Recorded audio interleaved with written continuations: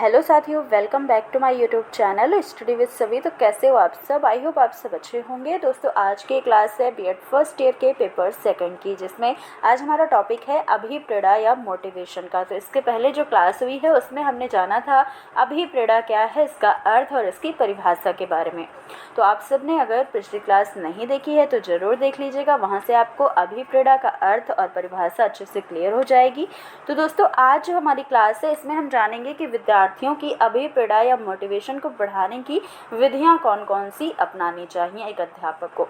तो यहाँ पर देखेंगे, सबसे पहले तो आप बताइएगा अभिप्रेरणा का अर्थ क्या है। अगर आपने पिछली क्लास देखा है तो आपको याद होगा कि अभिप्रेरणा यानी कि मोटिवेशन जो है वो किसी भी मनुष्य के कार्य और व्यवहार को दिशा प्रदान करने वाली क्या होती है, एक आंतरिक शक्ति होती है।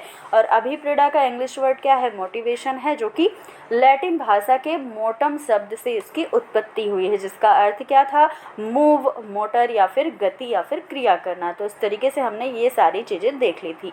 अब आइए देखिएगा, अभिप्रेरणा जो है ये सीखने सिखाने की प्रक्रिया का एक केंद्रीय बिंदु है। प्रत्येक अध्यापक यानी कि आप सबको भी कभी ना कभी अपने विद्यार्थियों को, अपने स्टूडेंट को अभिप्रेरित मोटिवेट करने की समस्या का सामना करना पड़ सकता है। विद्यार्थियों को मोटिवेट करने की दृष्टि से बहुत सारी बातें महत्वपूर्ण हो सकती हैं। आपको क्या क्या विधियां अपनाना चाहिए यहाँ पर हम देखेंगे। देखिए, पहला पॉइंट क्या है, सीखने की इच्छा। सबसे ज़्यादा ज़रूरी क्या होता है, सीखने की इच्छा हो बच्चे के अंदर। अगर बच्चा सीखना चाहता है, देखिए, इच्छा को संतुष्ट करने के लिए बालक सीखने का प्रयास करता है। और इस बालक में सीखने की इच्छा होती है, अगर वह विषय वस्तु पर अपना ध्यान केंद्रित कर जल्दी सीख जाता है। जबकि सीखने की इच्छा ना रखने वाले बालकों के साथ बहुत प्रयास करने पर भी उनको उपलब्धि का स्तर उनका निम्न नहीं रहता है। तो अगर कहने का मतलब ये है कि बच्चे के अंदर अगर सीखने की इच्छा है तब तो वह चीज़ों को सीख सकता है, लेकिन अगर बच्चा सीखना ही नहीं चाहता तब वो कितने भी प्रयास कर ले उसका उपलब्धि का स्तर नीचा ही रहेगा। अब यहाँ पर अध्यापक को क्या करना चाहिए, तो अध्यापक को ये चाहिए कि वो बालक को सिखाने से पहले उसके अंदर सीखने की इच्छा को जागृत करे, यानी कि उसकी जो सीखने की इच्छा है उसको जगाए। ये अध्यापक का कार्य होना चाहिए। आगे देखेंगे, उद्देश्यों और लक्ष्यों का ज्ञान। अध्यापक को अध्यापन से पहले पाठ के उद्देश्य और लक्ष्य को बालक को स्पष्ट कर देना चाहिए कि ये जो लेसन है, ये जो चैप्टर है, इसका उद्देश्य क्या है और इसका लक्ष्य क्या है। ये चीज़ें अगर आप स्पष्ट कर देंगे, क्लियर कर देंगे बच्चों को, तब क्या होगा, इससे बालकों को सीखने के लिए एक अभिप्रेरणा मिलेगी, यानी कि मोटिवेशन मिलेगा। उद्देश्य जो है स्पष्ट और रुचिकर होना चाहिए। उद्देश्य और लक्ष्य को बालकों के पहुंच के अंदर होना चाहिए और बालकों की योग्यता के अनुरूप ही होना चाहिए। उद्देश्य और लक्ष्य असाध्य नहीं होना चाहिए, जो कि उन्हें समझ में ही ना आए, ऐसा उद्देश्य नहीं होना चाहिए। तो इस बात का भी आपको ध्यान रखना होगा। आगे देखेंगे, नए ज्ञान को पूर्व ज्ञान से संबंधित करना। अनुभव जो है वो सीखने का आधार हो सकता है यदि नए काम को बालक के पूर्व अनुभव के साथ संबंधित किया जाए, यानी कि जो नई चीज़ें आप सिखा रहे हैं बच्चों को, उसके पहले जो पुरानी चीज़ें उसे पता है उससे जोड़ कर आप सिखाएंगे तो ज़्यादा अच्छे से बच्चे सीख पाएंगे। तो इस तरीके से क्या होता है, नए ज्ञान को पहले के ज्ञान से संबंधित करके चीज़ों को सिखाया जाएगा। तो क्या होगा कि यह नवीन शिक्षण को बालक के पूर्व अनुभव से संबंधित करे, यह अध्यापक का कार्य होना चाहिए। तो इससे क्या होगा कि बच्चे अपने अनुभव पर, पूर्व अनुभव पर सीखेंगे तो वह आसानी से अभिप्रेरित भी हो सकते हैं।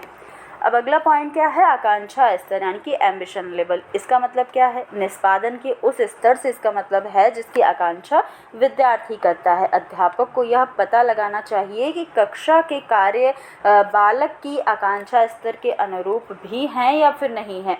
जैसे बुद्धि, आर्थिक स्थिति, माता पिता का संबंध, बालक से अपेक्षाएं जो भी हैं, ये चीज़ें उनके आकांक्षा स्तर के हैं या नहीं है। अध्यापक को क्या करना है कि क्रियाओं को कठिनाई के अनुसार स्तरीकरण करना है, जिससे लक्ष्य प्राप्ति के लिए विद्यार्थी प्रयत्नशील रहे और उसमें उनकी प्राप्ति की आशा बनी रहे। इसके अतिरिक्त बालकों को कक्षा की सामूहिक क्रिया यानी कि ग्रुप डिस्कशन में और इस तरीके की चीज़ों में उन्हें भाग लेने के लिए प्रोत्साहित करना चाहिए कि वो आपस में मिलजुल कर सारी चीज़ों को सीखने का प्रयास करें। तो ये अध्यापक का कार्य होना चाहिए। आगे देखिएगा, परिणाम और प्रगति का ज्ञान भी होना चाहिए। प्रत्येक विद्यार्थी को अपने प्रयत्नों का परिणाम जानना चाहता है। कोई भी विद्यार्थी हो, उसे यह क्यूरियोसिटी रहती है, वो जानना चाहता है कि मेरा रिजल्ट क्या होगा। जब हम कोई काम करते हैं तो उसके परिणाम के प्रति जिज्ञासा होना स्वाभाविक सी बात है। संतोषजनक प्रगति करने का ज्ञान जो है व्यक्ति को प्रेरणा प्रदान करता है। अब परिणाम के तत्कालीन ज्ञान से अध्यापक को केवल अपनी सफलता या असफलता का ही पता नहीं चलता, बल्कि इससे क्या होता है, उसे विशिष्ट लक्ष्य की प्राप्ति के लिए भी प्रयास आयोजित करने में भी सहायता मिलती है। तो यहाँ पर अध्यापक को चाहिए कि वह विद्यार्थी को उसकी प्रगति से परिचित रखे। इसके लिए विद्यालय में उचित अभिलेख, ग्राफ, चार्ट, इस तरीके की व्यवस्था भी आप कर सकते हैं।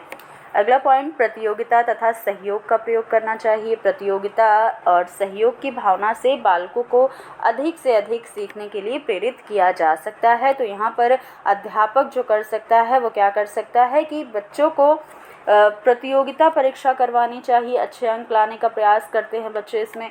प्रत्येक परीक्षा में वो अपनी उपलब्धि की गति उपलब्धि से तुलना करते हैं, अपने साथ के जो बच्चे हैं उनसे वह तुलना करते हैं और आगे बढ़ने का प्रयास करते हैं। इससे वो प्रेरित भी हो सकते हैं। तो अध्यापक को चाहिए कि वह क्लास में प्रतियोगी परीक्षाओं का आयोजन करे। इस तरीके से बच्चे जो है वो प्रोत्साहित होंगे। आगे देखिएगा, प्रशंसा और आलोचना करना, ये भी एक इम्पॉर्टेंट पॉइंट हो जाता है, क्योंकि अध्यापक जो है वो क्लास में बच्चों की प्रशंसा भी करनी आवश्यक है। अगर अध्यापक बच्चों की प्रशंसा करेगा, पहचान करके प्रशंसा या आलोचना करेगा, इससे भी बच्चे प्रेरित होते हैं। तो इससे क्या होता है, बच्चों में सीखने की इच्छा बढ़ जाती है। आप उन्हें काफ़ी छोटी छोटी चीज़ों पर प्रशंसा कर सकते हैं, उनको प्रशंसित करें, आलोचना भी कर सकते हैं, लेकिन ऐसी आलोचना भी नहीं की जानी चाहिए कि बच्चों पर उसका असर पड़े। अब अगला पॉइंट है नवीनता का। प्रत्येक नवीन वस्तु या तत्व बालकों में अभिरुचि उत्पन्न करती है। अध्यापक को अपने अध्यापन कार्य में नवीनता यानी कि कुछ नई चीज़ों का जो है वो समावेश करना चाहिए। नवीनता की विशेषता का भाव तब होता है जबकि अध्यापक नए और पुराने का संबंध बताता है कि पुरानी चीज़ कैसी थी और जो नई चीज़ें वो मतलब समावेश कर रहा है अपने अध्यापन कार्य में, उसे भी पुरानी चीज़ों से जोड़कर ही सिखाना चाहिए, परिचित करना चाहिए विद्यार्थियों को। इससे बच्चों में जिज्ञासा भी बनी रहती है। अगर आप क्लास के अंदर जाएंगे, कुछ मतलब नई चीज़ों को ले करके या नई चीज़ों को सिखाने के लिए आप किसी दिन प्रयास करेंगे, तो उससे बच्चे जो हैं वो जिज्ञासु हो जाएंगे और उस सीखने को भी वो प्रेरित सीखना भी चाहेंगे, साथ ही वो प्रेरित भी होंगे। तो इस तरीके से आप नई चीज़ों का इस्तेमाल भी कर सकते हैं क्लास के अंदर। अगला पॉइंट है अहम भावना का उपयोग। तो यहाँ पर देखिएगा, अहम में वे व्यवहार शामिल होते हैं जिसका संबंध आत्मा से होता है। प्रत्येक व्यक्ति आत्मसंतुष्टि चाहता है। व्यक्ति उन लोगों और स्थितियों को पसंद करता है जिसमें उसका महत्व स्वीकार किया जाता है। व्यक्ति उन लोगों तथा स्थितियों को पसंद नहीं करता जिसके कारण उसके भीतर हीन भावना पैदा होती हैं। तो यहाँ पर अध्यापक जो है विद्यार्थियों का मजाक उड़ाते हैं और उन्हें फटकारते हैं, यह बिल्कुल भी ठीक नहीं है। इससे क्या होता है, बच्चा डीमोटिवेट हो जाता है। इससे अध्यापक को चाहिए कि वह विद्यार्थियों को आत्मसंतुष्टि के लिए अभिप्रेरित करे, मोटिवेट करे। अगला पॉइंट है उचित दृष्टिकोण का विकास करना। किसी विशिष्ट स्थिति में व्यक्ति की प्रतिक्रिया में ही उसका दृष्टिकोण छिपा होता है। रुचि और ध्यान के साथ इसका गहरा संबंध है। जिस बालक में हस्तकार्य के संबंध में स्वस्थ दृष्टिकोण का विकास हो चुका है, वो अपने हाथों से काम करने में कोई रुचि लेता है, लेकिन जिस बालक में इस प्रकार का कोई भी विकास नहीं हुआ है वो काम करने से बचेगा। तो यहाँ पर बालक में उचित दृष्टिकोण का विकास करना चाहिए, यह कार्य टीचर का होना चाहिए। अगला पॉइंट है सीखने की उचित स्थिति और वातावरण। सबसे ज़्यादा इम्पॉर्टेंट पॉइंट मुझे ये वाला पॉइंट लगा यहाँ पर कि सीखने की उचित स्थिति और वातावरण होना चाहिए। क्लास के अंदर आप कितना भी बच्चों को सिखा लो, लेकिन जब तक ये वातावरण ऐसा नहीं होगा तब तक बच्चे सीखने में ही असफल रहेंगे। तो यहाँ